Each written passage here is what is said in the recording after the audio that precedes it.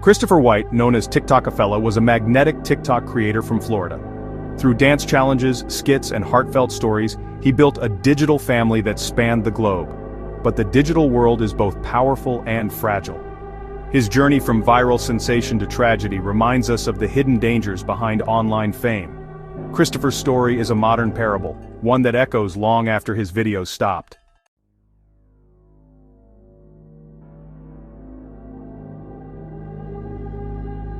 Chrystpher Whyte's appeal was simple and direct. He was relatable, a guy from the neighborhood filming in his car or at home. His authenticity drew people in, making him feel real in a world of online personas. But this openness, while key to his success, also made him vulnerable, blurring the line between his digital and real life.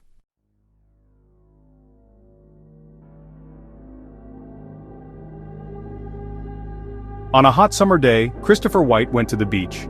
It was a familiar setting for him, a place that often featured in his videos. The sun, the sand, and the ocean were part of his Florida identity. He was with friends, enjoying a day off. True to his nature as a content creator, the camera was rolling. He was live on Instagram, sharing the moment with his followers in real time. They were watching him laugh and joke, just another day in the life of Tokafella. The stream was casual, unscripted, and completely ordinary. No one watching could have imagined it would be his last. The digital record of that day is chilling. The live stream captures the carefree atmosphere just moments before everything changed. The sound of the waves, the chatter of friends, the sunlight glinting off the camera lens. It was a perfect scene. Then, suddenly, the piece is shattered. The sound of gunshots rings out loud and terrifyingly close. The camera falls. The screen is filled with chaos and confusion. Shouts and screams replace the laughter. The live stream continues to broadcast, a horrifying, unfiltered window into a moment of brutal violence. For his followers watching live, the entertainment turned into a real-life nightmare. The news spread through the internet like a shockwave. What started as confusion on a live feed quickly became a confirmed tragedy. Chrystpher Whyte, the vibrant and beloved TikTok star, had been shot and killed. The very act of sharing his life, the thing that had brought him so much popularity, had also documented his final violent moments. The incident was no longer just a personal tragedy for his friends and family, it was a public event, witnessed by an unseen audience. The video of his death began to circulate online, a grim and permanent record of the moment a digital light was extinguished. The aftermath of the shooting left the online community in a state of shock and grief. How could this happen? How could a man known for his positivity and humor meet such a violent end? The incident raised immediate and urgent questions about safety, especially for those who live their lives in the public eye. The beach, a place of relaxation and fun, had become a crime scene, and a live stream, a tool for connection and entertainment, had become evidence in a murder investigation. The story of Chrystpher Whyte had taken its final, tragic turn, leaving behind a legacy of unanswered questions and a community searching for justice.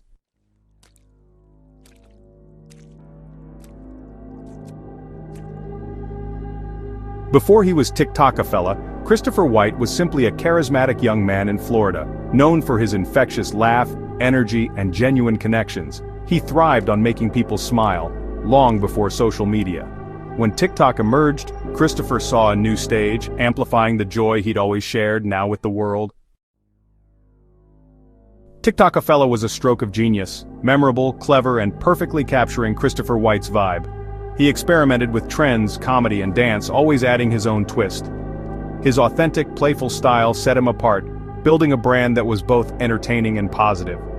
Each video grew his influence, one smile at a time.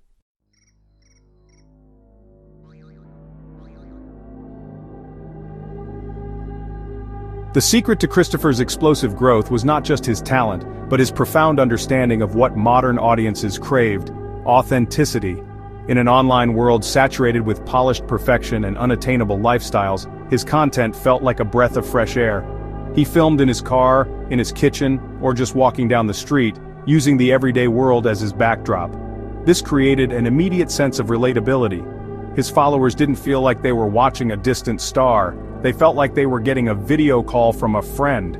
This raw, unfiltered approach was his superpower, allowing him to forge a bond with his audience that felt genuine and deeply personal. This authenticity was a deliberate strategy, even if it felt effortless. He understood that the TikTok algorithm rewards engagement, comments, shares, and watch time. By being himself and sharing relatable struggles and joys, he invited his audience to participate. He would often pose questions in his videos or captions, directly asking his followers for their opinions or similar experiences. This transformed passive viewers into active community members. They weren't just consuming content, they were part of a conversation. This high level of engagement signaled to the algorithm that his content was valuable, pushing it onto the For You pages of millions of potential new followers. Furthermore, his content was a masterclass in emotional range, which broadened his appeal. One day he would post a hilarious skit that would go viral for its humor, and the next he might share a more contemplative video about his goals or insecurities. This emotional honesty made him appear more three-dimensional and human. It showed vulnerability, a quality that builds immense trust and loyalty online. His followers felt like they were seeing the real Chrystpher, not just the performer. This trust was the bedrock of his community, making his followers feel invested not just in his content, but in his well-being and success as a person. This cycle of authentic content leading to high engagement, which in turn pleased the algorithm, created a powerful feedback loop of growth. As his follower count climbed into the tens and then hundreds of thousands, he never lost that personal touch. He continued to read comments and respond to messages, making even his newest followers feel seen and appreciated. He had cracked the code. The most powerful algorithm was not a set of computer instructions, but the human desire for genuine connection. By prioritizing that connection above all else, he ensured his rise was not just rapid, but sustainable.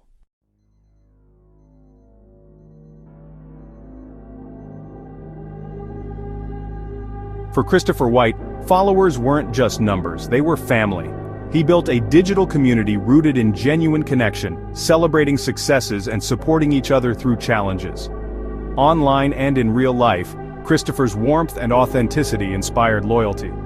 This deep bond made his rise remarkable, and his tragic fall devastating for all who believed in him.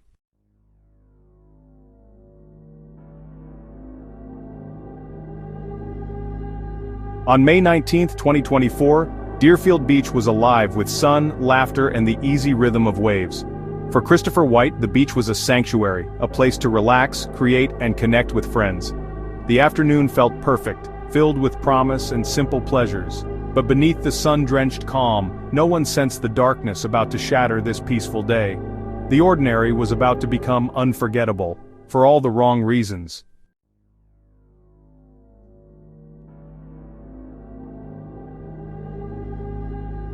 Chrystpher Whyte went live from a sunny Florida beach, sharing laughter and joy with his followers. The live stream felt like a celebration, friends, sunlight, and connection. But this routine act would have devastating consequences. The camera captured not just happiness, but the final peaceful moments before tragedy struck, turning celebration into heartbreak. Live for all to see.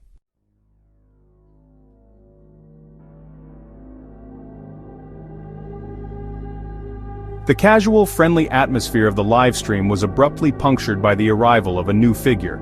As Chrystpher continued to interact with his viewers, a man approached his group. This was not a fan coming to say hello. The energy was immediately different. Accounts from witnesses and the fragmented evidence from the video suggest the man appeared confrontational from the outset. His presence was jarring, an unwelcome intrusion into the relaxed scene. The conversation that began was not friendly banter. It was tense, with an undercurrent of aggression that was palpable even through the small phone screen. The mood on the beach had shifted in an instant. The exact words exchanged are difficult to decipher from the chaotic audio, but the tone was clearly hostile. The man, later identified by police, seemed to have a specific issue with Chrystpher. This was not a random encounter, it was a targeted confrontation. For the viewers watching the live stream, confusion began to mount. The Happy Beach Day narrative had been derailed. They were now witnessing a real-life conflict unfold, unsure of its origins or its severity. Chrystpher, caught off guard, appeared to be trying to de-escalate the situation, his usual confident demeanor replaced by a more cautious and concerned expression. The argument escalated quickly. Voices were raised. The man's body language grew more menacing. What had started as a verbal dispute was rapidly spiraling into a physical threat. Chrystpher's friends could be seen and heard trying to intervene, attempting to create distance between him and the aggressor. The situation was becoming dangerously unstable. The beach, once a vast, open space of freedom, suddenly felt small and claustrophobic. The confrontation had created an invisible, tense perimeter around Chrystpher's group, isolating them from the other oblivious beachgoers just yards away. The sense of danger was no longer just an undercurrent, it was an overt and immediate threat. This moment highlights the terrifying vulnerability of a public figure. Chrystpher's location was not a secret. He was in a public space, broadcasting his presence to thousands. The man who approached him did not need to be a detective to find him. This ease of access, which is often part of the appeal of an approachable online personality, also creates a significant security risk. The argument on the beach was a stark reminder that online conflicts and real-world resentments can violently collide without warning. The uninvited guest had brought a darkness to the beach that no one was prepared for, setting the stage for the tragic violence that was moments away.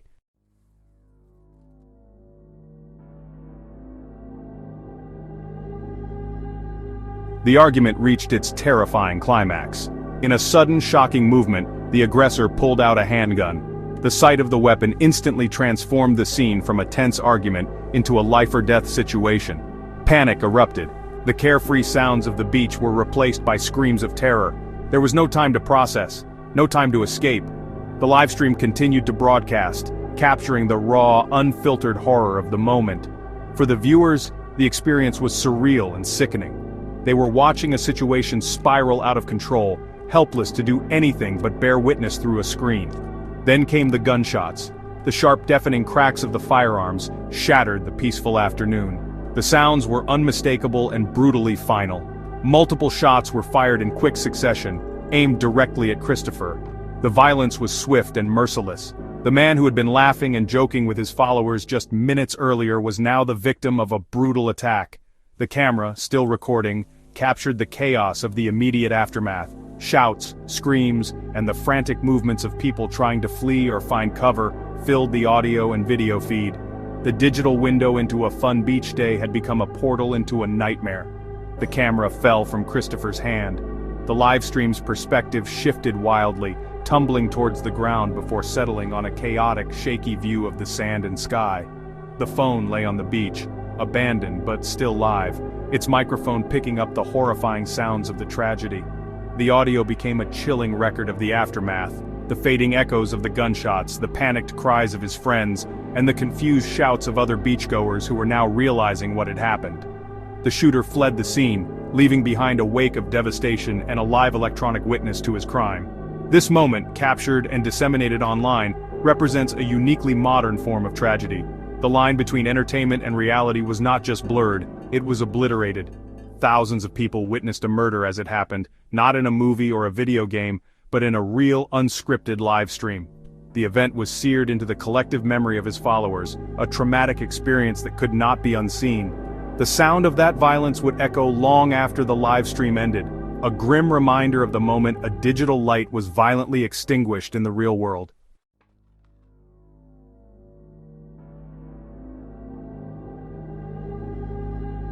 After the shots, the camera lay on the sand, lens askew, capturing only fragments: blue sky, a beach towel, golden sand. The live stream continued, silent and unblinking, recording the aftermath. The phone, once a tool of joy, now documented raw grief and confusion. The audio was haunting: anguished cries, panicked shouts, desperate pleas for help. The comment section erupted. "Is this real? Please tell me he's okay."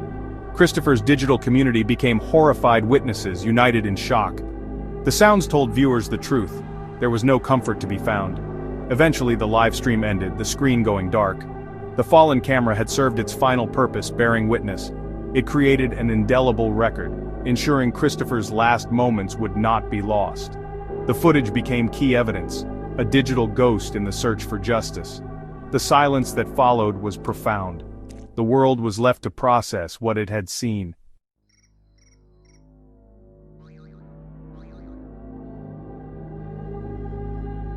News of Chrystpher's death spread online, not through traditional media. The live stream's viewers became messengers, flooding social media with shock and grief. Hashtags like #RestInPeace Tokafella trended within minutes.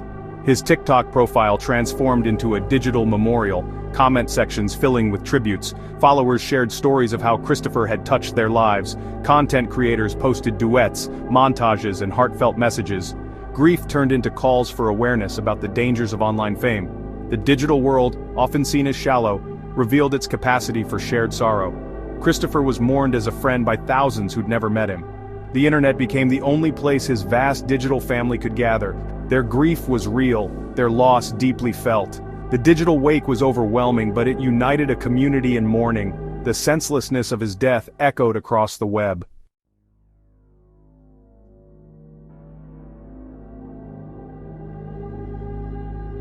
Within hours, the story jumped from social media to mainstream news. Local outlets first reported the shooting. Soon, Chrystpher's identity made it national news. The murder, captured on livestream, became a chilling headline. Major networks detailed his rise, his charisma, and the community he built. For many, this was their first introduction to Chrystpher, defined by tragedy. The media focused on the public nature of the crime, sparking debate about online safety. Pundits questioned whether his fame made him a target. The story became a cautionary tale about the risks of internet celebrity. Intense scrutiny brought attention, but also pain for those who loved him. News reports could never capture the full essence of the man lost. Friends and family mourned Chrystpher, the person, not just the public figure. The world dissected the story. Those closest to him felt the disconnect. Public tragedy overshadowed private grief.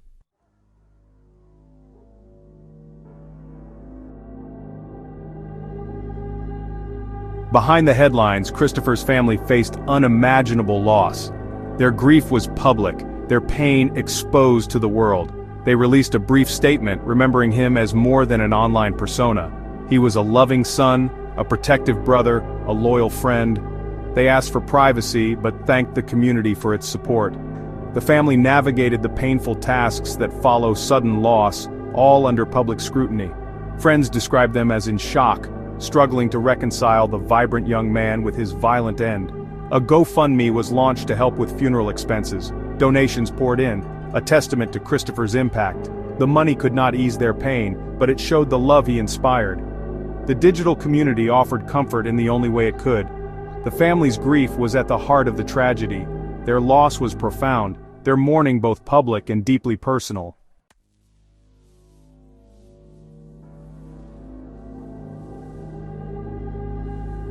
The spot on Deerfield Beach where Chrystpher died became a memorial. A single bouquet marked the place. Soon, others followed. The memorial grew, flowers, notes, photos, candles, and mementos. Fans, friends, and strangers gathered, sharing memories and tears. The shrine became a physical anchor for online mourning. People who'd only met online connected in person, united by loss. The memorial bridged the digital and real worlds. News crews broadcast images of the heartfelt tributes. The shrine symbolized the community's response, defiant against violence. Chrystpher's legacy was defined by love, not hate. The beach transformed from a crime scene to a place of remembrance. The community was determined to keep his light shining. The shrine stood as a testament to collective grief and resilience.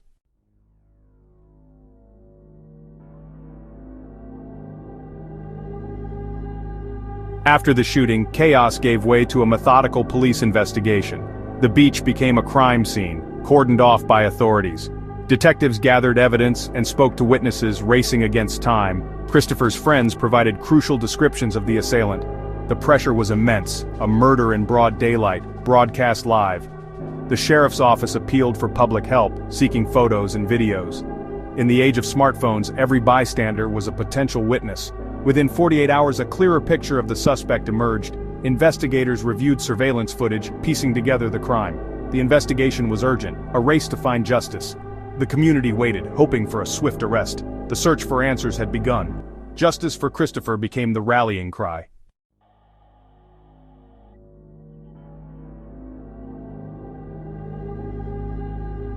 The live stream was the most powerful evidence, an unintentional witness to tragedy. Investigators pored over every frame, searching for clues in the chaos. Chrystpher's digital life became the focus, as detectives sifted through social media for threats or motives. The investigation unfolded both on the ground and in the cloud, with the public joining the search for answers.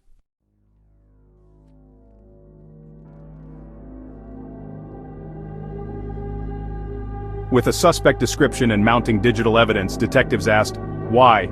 This was no random act. Chrystpher Whyte's murder was personal. The investigation focused on his personal life and online disputes, searching for a motive. Rumors swirled online, but only careful police work revealed the truth. A private conflict, tragically made public.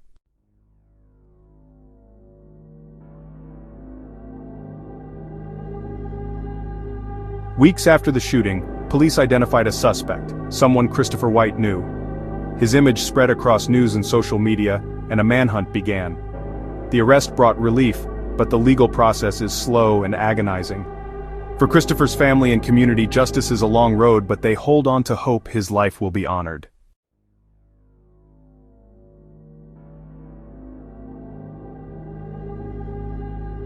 Chrystpher Whyte's story is a modern tragedy, one of joy, connection, and caution. His videos brought light and laughter to thousands, but his openness also made him vulnerable.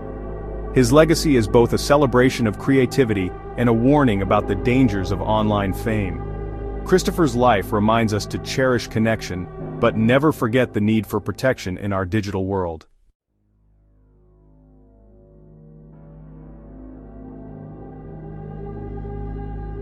As the legal case moves forward, Chrystpher Whyte's family, friends, and fans search for justice and meaning. Even a verdict can't answer the question that haunts them: why? The facts may be revealed, but the senselessness remains. His community keeps his memory alive, fighting to ensure his legacy is one of love, not tragedy. We are left with the unanswered question: why did this have to happen?